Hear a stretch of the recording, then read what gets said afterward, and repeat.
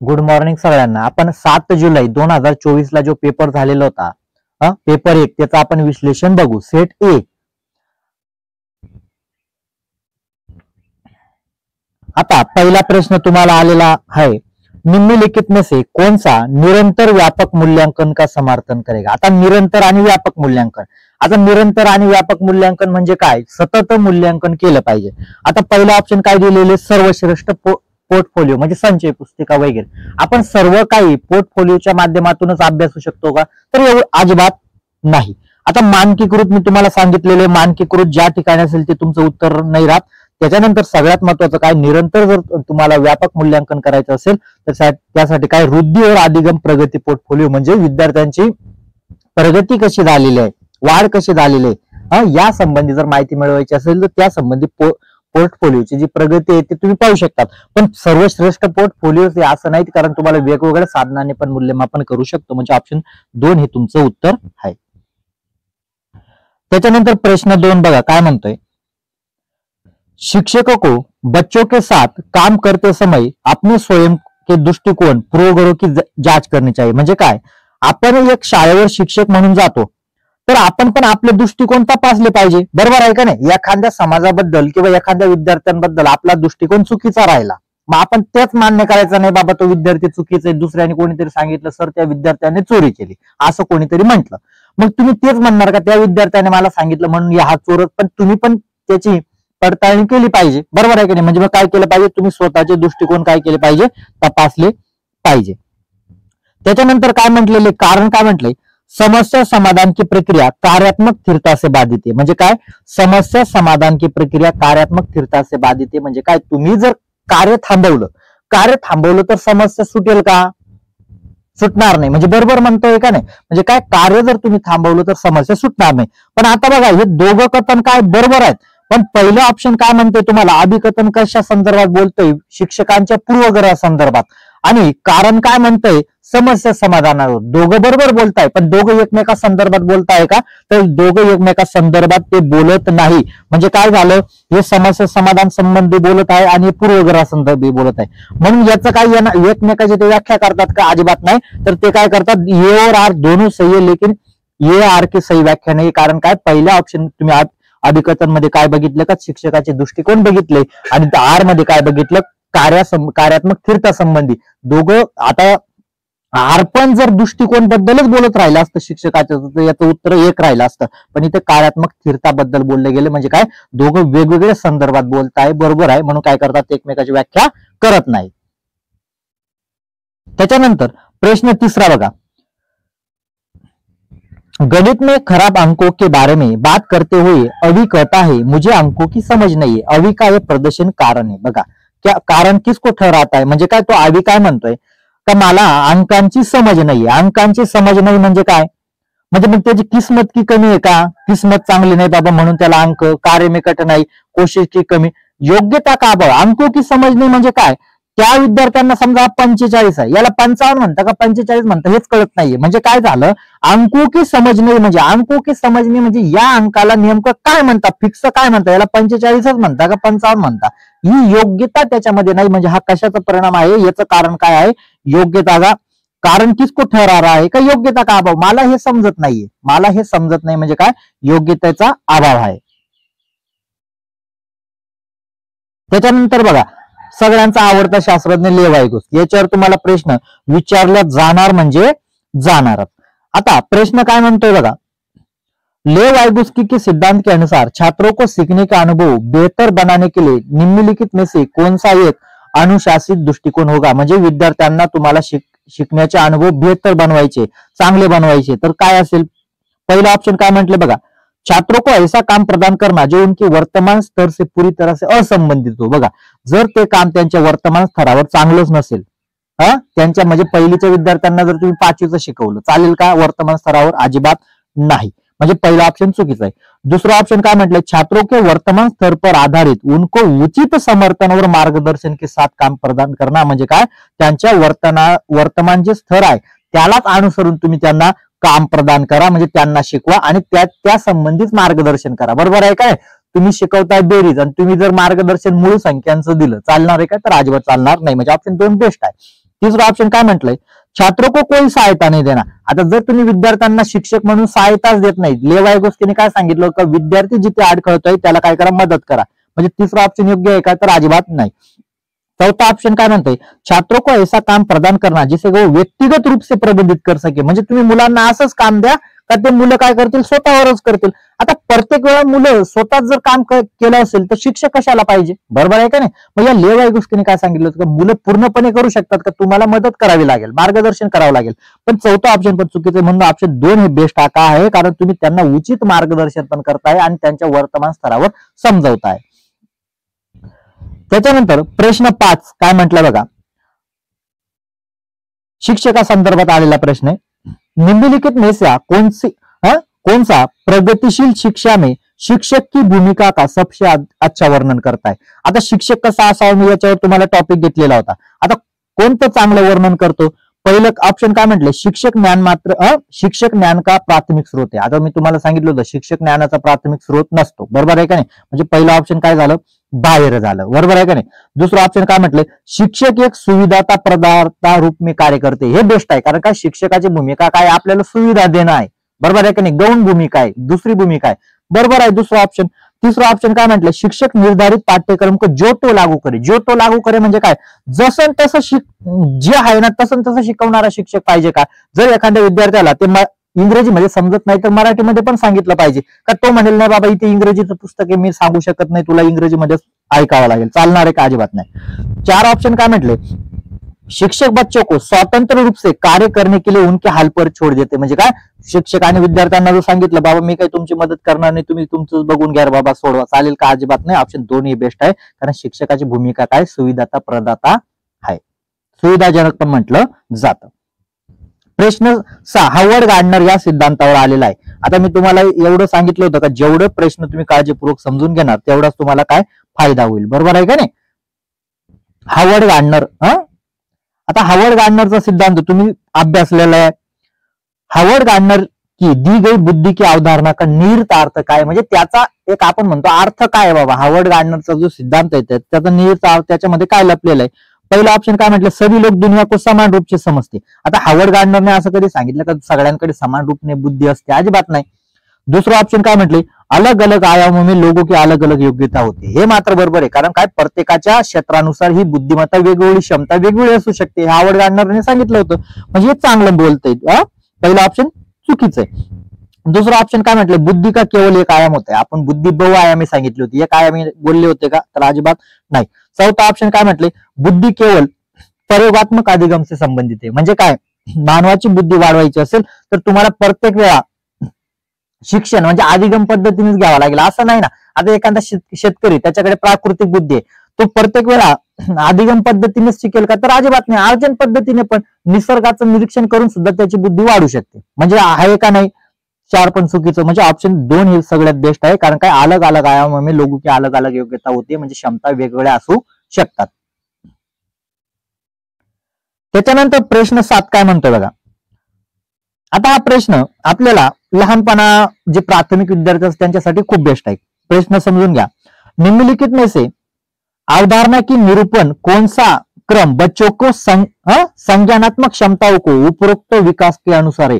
आता संज्ञानात्मक क्षमता म्हणजे काय, आपण विद्यार्थ्यांना शिकवण्यासाठी कोणत्या पद्धतीचा वापर करतो. आता बघा, सगळ्यात पहिले आपण काय करतो, जिल्हा परिषदेला असेल पहिले विद्यार्थ्यांना आपण क्रियात्मकपणे शिकवलं पाहिजे, बरोबर आहे का नाही. तुम्हाला सांगतो, पहिले विद्यार्थ्यांना काय दिल्या पाहिजे, क्रिया दिल्या पाहिजे. क्रिया दिल्यानंतर आपण त्यांना छेवी म्हणजे त्या संबंधित चित्र दाखवली पाहिजे, त्या संबंधित चित्र दाखवली पाहिजे. आणि चित्र दाखवल्यानंतर काय दिले पाहिजे, संकेत दिले पाहिजे. म्हणजे काय, क्रिया झाल्यावर तुम्ही चित्र दाखवणार आणि चित्र दाखवण्यावर संकेत दिले म्हणजे काय झालं, या पद्धतीने जर शिकवलं तर मुलं काय असतात, म्हणजे जर तुम्ही विद्यार्थ्यांना ऍक्टिव्हिटी दिल्या, ऍक्टिव्हिटीच्या माध्यमानंतर चित्र दिलं आणि चित्राच्या नंतर जर तुम्ही संकेत दिले तर विद्यार्थी चांगले शिकतात. पण जर तुम्ही विद्यार्थ्यांना पहिले संकेत दिले म्हणजे डायरेक्ट तुम्ही सांगणार का विद्यार्थ्यांना हा ये आहे लिहून दाखव, अजिबात नाही. चालेल का, छेवी डायरेक्ट पहिले चित्र दाखवणार का, हे बघा हे बाबा हे येचं चित्र आहे. तुम्ही काय कराल, त्यांना क्रिया आधारित शिक्षण द्या, क्रिया आधारित नंतर काय दिला, छेवी दाखवणार, नंतर संकेत देणार. म्हणजे ऑप्शन 1 हे तुमचं उत्तर आहे. प्रश्न 8 काय म्हणतोय बघा, अभिकथन म्हटलंय, शिक्षकों को कक्षा में प्रभावी संज्ञान सुनिश्चित करने के लिए बच्चों का संवेगात्मक सहारा देना चाहिए. म्हणजे काय, संज्ञान म्हणजे काय, विचार प्रक्रिया, म्हणजे विद्यार्थ्यांची विचार प्रक्रिया सुनिश्चित किंवा चांगली करण्यासाठी तुम्ही काय केलं पाहिजे, संवेगात्मक सहारा देना चाहिए. संवेगात्मक सहारा देणं म्हणजे काय, त्यांना दररोज सांगायचं का या बाबा काही अभ्यास करू नका, मी खूप चांगला शिक्षक आहे, तुम्हाला काहीच करणार नाही, असं नाही. संवेगात्मक सहारा म्हणजे काय, तुम्ही त्यांचे भाव भावना समजून घ्या, त्यांचे विचार मांडण्याची संधी द्या. म्हणजे काय, त्यांचा संवेगचा भावना चांगला. आता जर शिक्षक जर म्हटले मी समजून घेणारा शिक्षक असेल, तुला नाही समजत ना बाबा मराठीमध्ये, मी हिंदीमध्ये सांगतो, म्हणजे काय, त्यांच्या भावनावर नक्की नाही बाबा आपले शिक्षक खूप चांगल्या प्रकारे समजून सांगतात. म्हणजे पहिला ऑप्शन योग्य आहे. दुसरा ऑप्शन काय म्हटले, संवेग व संज्ञान एक दूसरे से जटिल रूप से संबंधित आहे. बरोबर आहे. कारण काय, जर एखाद्या विद्यार्थ्यांना तुम्ही संज्ञानाचा विकास झाला नाही तर त्याचा संवेगवर परिणाम होईल. जर कोणाच्या तुम्ही भावना दुखवल्या तर त्याचा विचार प्रक्रियेवर पण परिणाम होईल. म्हणजे काय, दोघं एकमेकाशी जटिल रूपचे संबंधित आहे. म्हणजे काय, दोघं, आता बघा, आता तुम्हाला कळालं असेल ना अभिकथन कारक. आता इथे पण काय बोललं गेलं होतं, संज्ञान आणि संवेगवर, आणि याच्यामध्ये पण काय बोललं गेलं, संज्ञान आणि संवेगवर. आता मी तुम्हाला काय सांगितलं, ज्या वेळा एखादा टॉपिक दोघं याच्यावरच बोलत असेल तो प्रश्न, तर ते काय करतात, एकमेकाची व्याख्या करतात. बरोबर आहे का नाही, व्याख्या करतोय का नाही, कारण याच्यामध्ये पण संवेग आणि संज्ञान, आणि याच्यामध्ये पण आता कळालं असेल का अभिकथन आणि कारकचे प्रश्न कसे असतात. पण ते बरोबर बोलणारे पण पाहिजे, नाहीतर चुकीचं पण बोलतील. तुम्ही म्हणणार सर कथन बरोबर आहे, अजिबात नाही. तर दोघं बरोबर बोलत होते म्हणून ते एकमेकाची काय करतात, व्याख्या करत आहेत. प्रश्न 9 काय बघा, आता विकासासंदर्भात. आता विकासासंदर्भात विकास के संदर्भ में निम्नलिखित में से कौन सा कथन सही है, म्हणजे विकासासंदर्भात कोणतं कथन योग्य आहे हे तुम्हाला सांगायचं आहे. कोणतं कथन योग्य आहे, विकास असतत प्रक्रिया. आता कधी कोणी सांगितलं का विकास असतत आहे, असतत म्हणजे काय, कधी होईल कधी होणार नाही, असं होत नाही. विकास काय, विकास चक्रीय तरीके से होता है लेकिन रेखीय नाही. बरोबर आहे. कारण विकास काय असतो, चक्रीय तरीकेने होतो, चक्रीयने होतो, पण रेखीय पद्धतीने कधी होईल का असा विकास. आता उदाहरणार्थ पहिल्या विद्यार्थ्याला समजा काहीच येत नाही तर 10वी पर्यंत त्याला काहीच येणार नाही, असं होईल का, तर अजिबात होणार नाही. पण चक्रीय पद्धतीने हा कमी अधिक होऊ शकतो. त्याच्यानंतर विशिष्ट से सामान्य. आता विकास कधी विशिष्ट ते सामान्यकडे होतो का, सामान्यकडून विशिष्टकडे होतो, म्हणजे हे ऑप्शन बाहेर आलं. आणि चौथा ऑप्शन काय म्हटलं, विकास के विभिन्न पैलू एक दुसरे से स्वतंत्र होते. आता विकासाचे जे पैलू आहेत, सामाजिक, संवेग, संज्ञानात्मक, हे एकमेकाचे वेगळे आहेत का, अजिबात नाही, एकमेकाला जुडलेले आहेत ना. का असं झालंय का सर माझा फक्त शारीरिक विकास झाला, मला संवेगात्मक नाही करायचा, मग मला सामाजिक नाही, असं नाही. ते एकमेकाला काय आहेत, आपण काय म्हणतो, चिटकलेले किंवा लटकलेले आहेत. बरोबर आहे का नाही, स्वतंत्र नाहीये. म्हणजे ऑप्शन 2 हे बेस्ट आहे. कारण विकास के संदर्भ में सही कथन कौन सा है का, विकास चक्रीय तरीके से होता है परंतु रेखीय नहीं. आता आला बघा ले वाइगोस्की परत प्रश्न. ले वाइगोस्की के अनुसार बच्चे अपने स्वयं को व्यवहार किस प्रकार नियमित करते, म्हणजे स्वतःचे विचार नियंत्रित करण्यासाठी मुलं काय करतात, अनुकूलन करतात का, असंतुलीकरण करतात का, खुद को पुनर्बलन देता है का, तर अजिबात नाही. मुलं काय करतात, आत्मवाकचा प्रयोग करतात. ले वाइगोस्कीने काय सांगितलं होतं, आत्मवाकचा प्रयोग करतात. एकदम सोप्या पद्धतीने प्रश्न होता.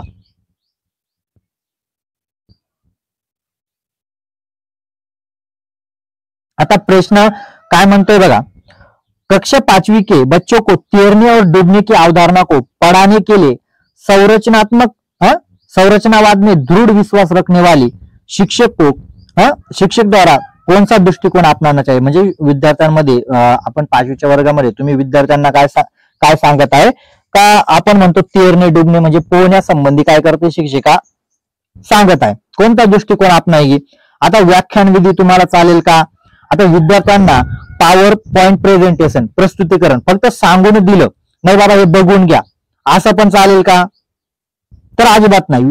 फक्त व्हिडिओ दाखवून म्हणेल का, तर अजिबात नाही. निर्देशित खोज म्हणजे काय, निर्देशित खोज म्हणजे काय, तुम्ही फक्त विद्यार्थ्यांना 5वीच्या वर्गामध्ये का बुडतात. आता तुम्ही बघितलं असेल इयत्ता 5वी मध्ये आपण मूर्त सागर जो आहे त्या संबंधी ईव्हीएस मध्ये चॅप्टर आलेले बघा. मग त्या मूर्त सागरामध्ये मनुष्य का डुबत नाही, का नाही, याचे कारण काय. म्हणजे निर्देशित खोज म्हणजे काय, तुम्ही फक्त त्या विद्यार्थ्यांना सांगा, त्या प्रकारे विद्यार्थ्यांना काय करा, निरीक्षण करू द्या का. ते मग ते काय, आपण त्याच्यामध्ये एक लिंबू पाण्याचा पण प्रयोग आहे बघा. जर मीठ वाढवलं तर मीठ वाढवल्यानंतर काय होतं, तो लिंबूवर तरंगतो. म्हणजे या प्रकारे मुलांना काय करा, फक्त निर्देश देणे म्हणजे काय, प्रत्येक वेळा आपण निर्देश देण्याला काय म्हणतो, आपण म्हणतो हुकम गाजवणे, असं नाही. निर्देश देणे म्हणजे काय करा, तुम्ही सकारात्मक निर्देश द्या. फक्त तुम्ही हे का होतंय बा या संबंधी चर्चा करा, की कोणता दृष्टिकोन आपण घेत, तर निर्देशित खोज असेल. प्रश्न 12 काय म्हणतोय बघा, निम्नलिखित में से कौन सी सार्थक सीखने की प्रभावी स्मृती तकनीक नाही? प्रभावी स्मृती तकनीक म्हणजे काय? आता जर तुम्हाला विद्यार्थ्यांची विचार प्रक्रिया डेव्हलप करायची तर यासाठी प्रभावी काय नाहीये हे तुम्हाला विचारलेलं आहे. आता बघा, संकल्पना चित्रण चांगलं असतं, दोहराव चांगला नसतो, बरोबर आहे का नाही? स्मृती सहाय्यक विद्या, पण आपल्याला काय निगेटिव्ह विचारलेलं आहे. आता सगळ्यात महत्वाचा ऑप्शन 1 मध्ये बघा, रटणे आणि दोहराव म्हणजे काय? मुलांनी पाठांतर केलं आणि तेच परत बोललं तर याचा काही उपयोग आहे का? स्मृती प्रभावी होईल याच्यासाठी किंवा विचार प्रक्रिया डेव्हलप होईल या का संबंधी काहीच उपयोगाचं नाहीये. म्हणून काय रटणे आणि दोहराव काय हे निगेटिव्ह आहे. कळालं? प्रश्न 13 काय म्हणतोय बघा, प्रश्न 13 काय म्हणतोय, हा आलाय आलोचनात्मक समालोचनात्मक चिंतन या संबंधी आलाय. निम्नलिखित में से कौन सा एक अच्छी तरह से तैयार किए गए समालोचनात्मक सोच प्रश्न की विशेषता नाहीये. बघा, म्हणजे समालोचनात्मक जे प्रश्न आहेत त्याची विशेषता नाहीये. त्याची विशेषता काय नाहीये या संबंधी आलेला प्रश्न आहे. आता पहिला ऑप्शन काय म्हटले, ये खुला प्रश्न है और कई उत्तरों को प्रस्तुत करने में अनुमति देता है. आता बरोबर आहे, समालोचनात्मक चिंतन म्हणजे काय? तुम्ही एकापेक्षा अनेक उत्तर असू शकतात. दुसरा ऑप्शन काय म्हटले, ये मुख्य रूप से तथ्यात्मक जानकारी पर आधारित आहे. तथ्यात्मक म्हणजे काय? जे पूर्वी आहे त्याच्यावरच आधारित असते का? समालोचनात्मक चिंतन म्हणजे जे पूर्वी उत्तर आहे तेच उत्तर तुम्ही द्यावा असं अपेक्षा नाही ना. तुम्ही वेगवेगळे उत्तर देऊ शकतात. हेच चुकीचं दिलंय, कारण समालोचनात्मक चिंतनाचा किंवा अपसारी चिंतनाचा हे उद्देश नाहीये का जे पूर्वीचं उत्तर आहे. म्हणजे उदाहरणार्थ एखाद्या विद्यार्थ्याने सांगितलं प्रदूषण कशामुळे होतं, तर त्याने वाहनामुळे सांगितलं, तर प्रत्येक विद्यार्थ्यांनी वाहनामुळे सांगायला पाहिजे अशी अपेक्षा आहे का? तर अजिबात नाही. प्रदूषणाची वेगवेगळे कारण तुम्हाला द्यावे लागतील, पण तथ्यात्मक नाहीये, जे पूर्वी आहे तेच असं नाही. म्हणजे दोन एका त्या संदर्भात चुकीचे दिले, हेच तुमचं उत्तर राहू शकतं. तीसरा ऑप्शन काय म्हटले, इनमें सूचनाओं के विश्लेषण और मूल्यांकन की आवश्यकता होती. म्हणजे काय? समालोचनात्मक चिंतन करत असाल तर तुम्ही त्यांना सूचना आणि विश्लेषणाची आवश्यकता असते. जर विश्लेषणच केलं नाही तर तुम्ही समालोचनात्मक चिंतन करत आहेत का? तर अजिबात नाही. आणि चौथा ऑप्शन काय म्हटलंय, जे उच्च स्तरीय सोच समस्या कौशल्य को बढ़ावा देता है. म्हणजे समालोचनात्मक चिंतन काय? तुमच्या विचार प्रक्रियांचा विकास नक्की करतो. म्हणजे 4 ऑप्शन पण बेस्ट आहे. पण ऑप्शन 2 काय म्हणतंय का तुम्ही जे तथ्यात्मक आहे जसं तसं जे उत्तर आहेत पहिले तेच उत्तर जर तुम्ही तेच उत्तर लावले तर काय होईल? ते समालोचनात्मक चिंतन होईल का? तर अजिबात होणार नाही. आता प्रश्न आलेला बघा, प्रश्न 14 काय म्हणतोय, विविध सांस्कृतिक पृष्ठभूमि से छात्रों की जरूरतों को पूरा करने के लिए कक्षा शिक्षक को सांस्कृतिक रूप से उत्तरदायित्व होना चाहिए. बघा, म्हणजे विद्यार्थी वेगवेगळ्या पृष्ठभूमीतून येतात तर त्यांच्या गरजा जरूरती म्हणजे काय? त्यांच्या गरजा पूर्ण करण्यासाठी तुम्हाला उत्तरदायित्व म्हणजे सुविधा प्रदान कराव्या लागतील. बरोबर आहे का नाही? चांगलं म्हणताय का नाही? बरोबर आहे. कारण काय म्हटलंय, कक्षा में समता केवल बघा, समता केवल मानकीकृत पाठ्यचर्या व आकलन द्वारा सुनिश्चित की जा सकते. म्हणजे विद्यार्थ्यांमध्ये जर समता लावायची आहे ना तर सगळ्यांसाठी एकच आकलन त्याला दिसत नाही तरी त्याला सांगा तू लिहूनच दाखव, चालेल का? अजिबात नाही. केवळ म्हटले बघा, केवळ मानकीकृत चालेल का? वेगवेगळे आकलनाचा संदर्भ दिला असता ते बरोबर राहिलं असतं, पण केवळ मानकीकृत केलं तर हे काय दिलं? चुकीचं. म्हणजे कारण काय दिलेले? चुकीचं दिलेले. म्हणजे आपल्याला काय उत्तर पाहावं लागेल? ये सही आहे, सही आहे ना, कारण शिक्षकाने उत्तरदायित्व राहायला पाहिजे, चांगलंय. आपल्याला ये सही आणि आर गलत आहे. म्हणजे ऑप्शन 3 मध्ये बघा, ये सही आर गलत आहे, हे तुमचं उत्तर आहे. प्रश्न आलेला आहे तुमच्या आवडत्या शास्त्रज्ञावर, बरोबर आहे का नाही? जीन पियाजे आलाय का नाही प्रश्न? आता जीन पियाजे संदर्भात आलेला प्रश्न 15वा आपण काळजीपूर्वक समजून घेऊ. जागृती को पता चला. आता या नावं असतात ना, नावांशी काही येणं देणं नाही, नाहीतर मग सर नावं पण पाठ करायचे, पाठ काहीच करू नका. जागृती को पता चल गया कि उसका कुत्ता राष्ट्रीय गोल्डन रिस्टोर है. जब वो एक और दूसरे कुत्ते को देखती है जो रष्टी जैसा दिखता है लेकिन अलग नस्ल का है. म्हणजे काय? त्या मुलीकडे एक कुत्रा आहे, समजून घ्या, त्या मुलीकडे एक कुत्रा आहे आणि ती दुसऱ्या ठिकाणी तिने अजून एक कुत्रा बघितला पण त्याची नस्ल म्हणजे त्याची जात वेगळी आहे, जात वेगळी आहे, नस्ल काय आहे? तो वो भी कुत्ता समजे, म्हणजे त्याला कुत्ता समजे, म्हणजे त्याला काय केलं? कुत्राच आहे, पण जरी त्याची जात वेगळी आहे तरी पण तो काय आहे? कुत्रा आहे. म्हणजे या काय केलं? म्हणजे पूर्वी तिच्या ज्ञानामध्ये तिला काय वाटत होतं का आपल्याकडे जो कुत्रा आहे त्यालाच कुत्रा म्हणतात बा, दुसरे कुत्रे नसतात, म्हणजे हे तिचं ज्ञान होतं. पण ती दुसरीकडे गेल्यावर तिला अजून एक कुत्रा, दुसऱ्या जातीचा कुत्रा पाहायला मिळाला, पण तिला आता कळालं का तो पण कुत्रा आहे जरी त्याची जात वेगळी आहे. तर म्हणजे काय केलं? आपल्या ज्ञानामध्ये काय केले? भर केले, ऍड केलं, समायोजन केलं. बरोबर आहे की नाही? बरोबर आहे का नाही? आता हम केंद्रित संरक्षण वस्तुत आहे, तो अजिबात नाही. काय केलं? समायोजन. म्हणजे तिच्या ज्ञानामध्ये आपण म्हणतो मॉडिफाय करणे, जुन्या ज्ञानामध्ये बदल करणे, त्याला काय म्हटलं जातं? समायोजन. म्हणजे तिचा पहिले ज्ञान काय होतं का कुत्रा फक्त माझा जो रष्टी आहे तसाच कुत्रा आहे का, पण तिला पुढे जाऊन कळालं का नाही बाबा जरी जात वेगळे तरी पण तो काय कुत्रा आहे. म्हणजे पूर्वीच्या ज्ञानामध्ये काय झाला? बदल झालेला, याला समायोजन असं म्हटलं जातं. आता हा प्रश्न तुम्हाला लिंग आणि जेंडरवर आलेला प्रश्न आहे. आनुवंशिकता से पूरी तरह से व्यक्ती के डॅश डॅश निर्धारित होत आहे. आता आनुवंशिकता, व्यक्तीचे पूर्णपणे आनुवंशिकतेने काय निर्धारित असतं? आता मला सांगा, जेंडर काय आहे? सामाजिक आहे. आनुवंशिक आहे का? अजिबात नाही. शैक्षणिक सफलता म्हणजे काय? असं नाही बाबा तू मुलगी म्हणून जन्माला आली म्हणून तू विकास होणार नाही, मुलगा जन्माला म्हणजे विकास होईल. शैक्षणिक समलता आनुवंशिक आहे का? अजिबात नाहीये. शिकण्याची शैली म्हणजे तुम्ही कशा प्रकारे शिकणार, हे आनुवंशिक आहे का? अजिबात नाही. म्हणजे हे तिघे येणार नाही. मग आपल्याला उरलं काय? फक्त सेक्स, लिंग. फक्त लिंग पूर्णपणे काय आहे? लिंगच काय आहे? पूर्णपणे आनुवंशिक आहे. म्हणजे ऑप्शन एक तुमचा आहे. बरोबर आहे का नाही? ऑप्शन एक तुमचं उत्तर आहे. कारण काय? पूर्णपणे जर आनुवंशिक निर्धारित असतं तर ते फक्त तुमचं लिंग असतं, कारण लिंग आनुवंशिक असतं. बरोबर आहे का नाही? जेंडर समाजाने तर मुलीला काम कोणतं लावावं किंवा मुलाने कोणतं काम करावं हे समाजाने ठरवलं. जेंडरने आपलं लिंगाने ठरवलेलं आहे का? आनुवंशिकने लिहून आलेले बाबा नाही आता मुलींनी स्वयंपाक करावा असं नाहीये. प्रश्न 17 काय म्हणतोय बघा. जेवढे प्रश्न काळजीपूर्वक समजून घेणार तेवढं तुम्ही परफेक्ट होणार. अभिकथन हानिकारक. शिक्षकों को कक्षा में प्रश्न पूछने पर ध्यान देना चाहिए और निर्देश देने की बजाय उन्हें प्रश्न पूछने के लिए प्रोत्साहित करना चाहिए. म्हणजे काय? शिक्षकाने वर्गामध्ये प्रश्न विचारण्याचे लक्ष दिलं पाहिजे आणि निर्देश देण्याची बजाय म्हणजे प्रत्येक वेळा तुम्ही त्यांना निर्देश देऊ नका, त्यापेक्षा काय करा, विद्यार्थ्यांना प्रश्न पूछने के लिए प्रोत्साहित करना चाहिए. म्हणजे विद्यार्थ्यांना पण काय सांगा तुम्ही का बाबांनो तुम्ही पण प्रश्न विचारा. फक्त तुम्हीच जर प्रश्न विचारले चालणार आहे का? तर विद्यार्थ्यांना पण प्रश्न विचारायची संधी द्या. अशा प्रकारे का अभिकथन म्हणते. चांगलं म्हणताय का नाही? बरोबर म्हणताय. आता कारण काय म्हणताय बघा. बाल केंद्रित शिक्षा शास्त्र का अर्थ कि कक्षा में बच्चों की आवाज को महत्व देना और उनकी प्रतिभागिता को सुनिश्चित करना. म्हणजे बाल केंद्रित शिक्षाशास्त्राचा अर्थ काय आहे का मुलांच्या आवाजाला महत्व द्या. आवाजाला महत्व द्या म्हणजे काय? गोंगाटाला महत्व नाही, आवाजाला महत्व द्या. म्हणजे त्यांच्या प्रश्न विचारण्याला काय द्या? त्या आवाजाला, नाही तर गोंगाट करायला संधी द्या असं नाही. त्यांच्या आवाज जो आहे त्यांच्या प्रश्न पूछण्याला काय द्या? तुम्ही संधी द्या. हे काय म्हणतं? बाल केंद्रित शिक्षा.